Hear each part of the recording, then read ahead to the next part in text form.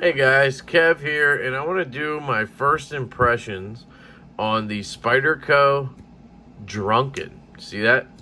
On the Spyderco Drunken. So this knife was loaned to me by my good buddy Joe. He is the knife whisperer, the knife licker, aka Joey Donuts. No, I'm just kidding.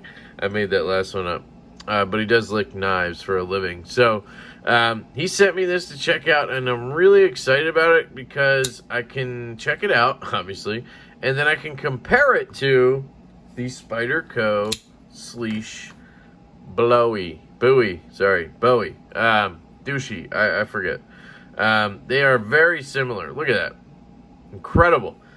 So we will be having a fun comparison with those two soon enough. But yeah, just first impressions. This knife is it's okay. It's not worth 400 and however many doll hairs they're charging, or $500. Let's call it 450 for sanity's sake, so I don't have to go look it up. Man, guys, carbon fiber and S90V cost $500 now. Sorry, $450 now. I mean, that is absolutely insane. I do realize, looking at my collection now, that I mostly have M390 and 20CV. Those two steels. A little bit of LMAX and some S35VN. Those are like the main steels in my collection. I don't have any crazy steels. I always end up selling the knives with the crazy steel because they're always on different knives. Things like a fixed blade or something like that I'm not going to keep around. And S90V isn't crazy. I actually do have an S90V knife. It is the Holt Haptic. So it's also an expensive steel, so it kind of makes sense it's on higher end stuff. But from what I know, it is has crazy edge retention, but I believe it's a bit chippier. Like, it's not as strong as other steels. It's stainless, that's all good, but it's not strong, so you can chip it very easily. So it makes sense to have on a knife like the Holt Haptic that's going to be a very simple EDC type knife. I don't know, this knife seems a little more heavy duty than that. It's got a longer blade. It's got the Spyderco, and it's got the weird kind of ergos. It's kind of set up to do some work, right? So I don't know, it seems kind of weird. It seems like they just put it on here to make the knife more expensive.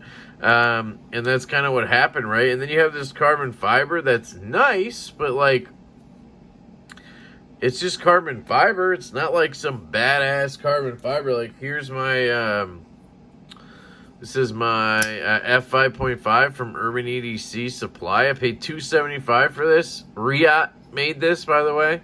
So Taichung, Taiwan, China. I mean, I would argue Riot makes a lot better product than Taichung, even though Taichung's good, guys. Don't freak out.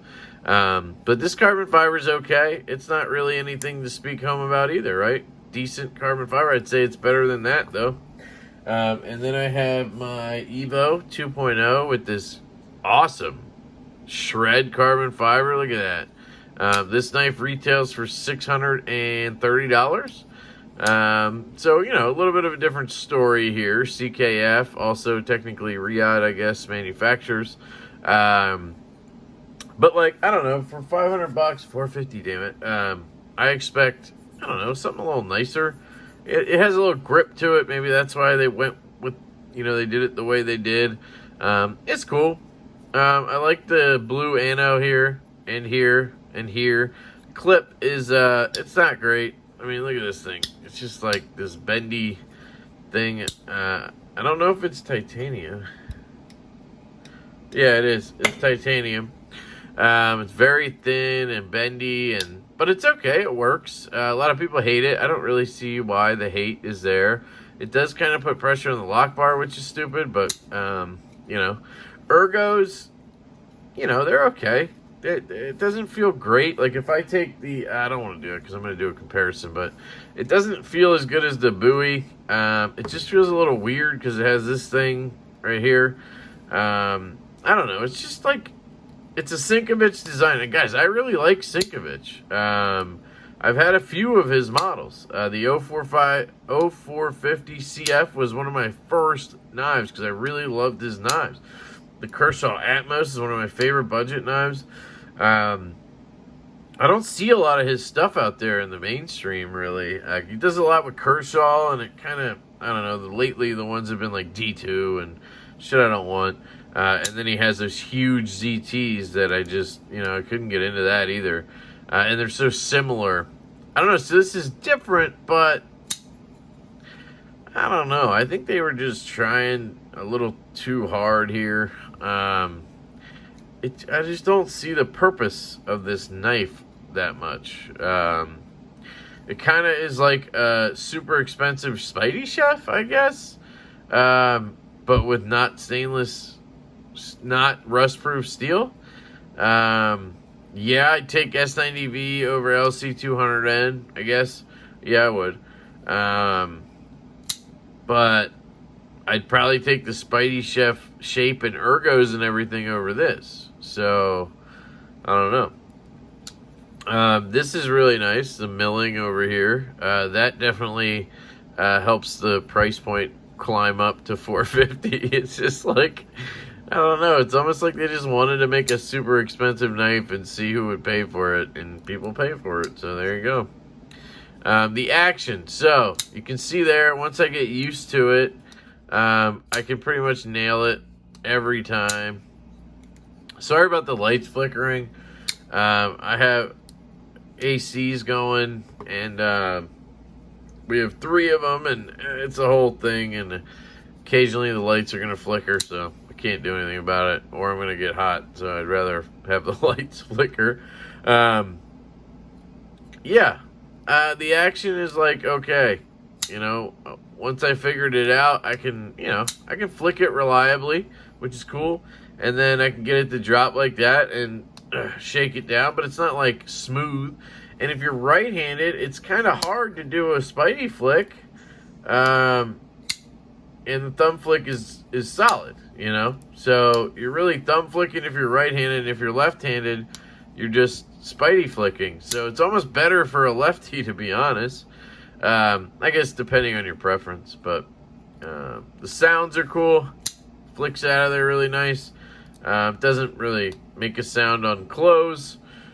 Carry, again, this clip is kind of like meh, but it clips in and comes out real easy, no problem. So I can't really complain about it. I just think it's weird. Cutting. So I haven't really done much cutting with this. So even though it's a knife, I haven't done much with it. It's thin behind the edge. It's a good Spyderco grind. It's a flat grind. It has their mirrored stone wash that everybody loves so much. You can see my ugly mug right there.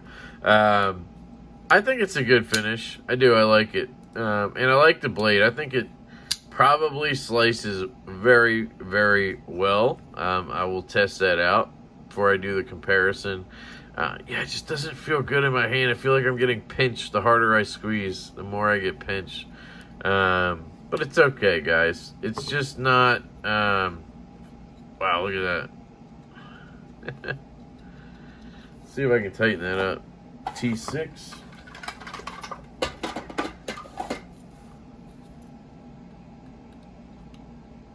Oh, yeah. Oh, yeah, that sucker's loose. Damn. Alright, that's better. Are all these loose? Oh, my God. These are all T6s. Jesus. There's a negative for you.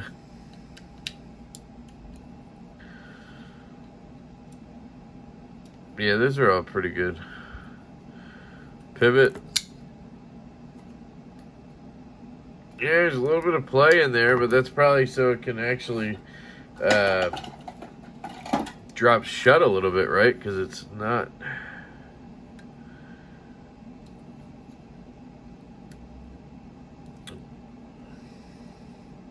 Kind of looks like a T10 to me, so I don't want to mess with it.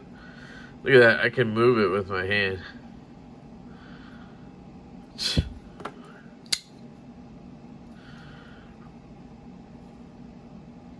No blade play. A little bit of blade play. I can adjust the pivot, guys. It's got an auto adjust pivot, manual adjust pivot. That's cool.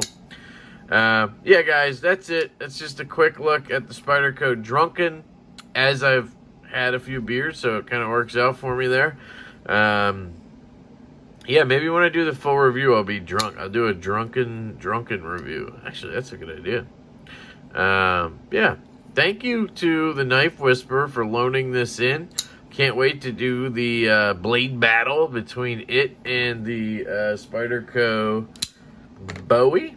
Sleesh Bowie. That'll be a fun video, so stay tuned for that. I absolutely love you guys. I hope you have a fantastic day, and I will catch you later.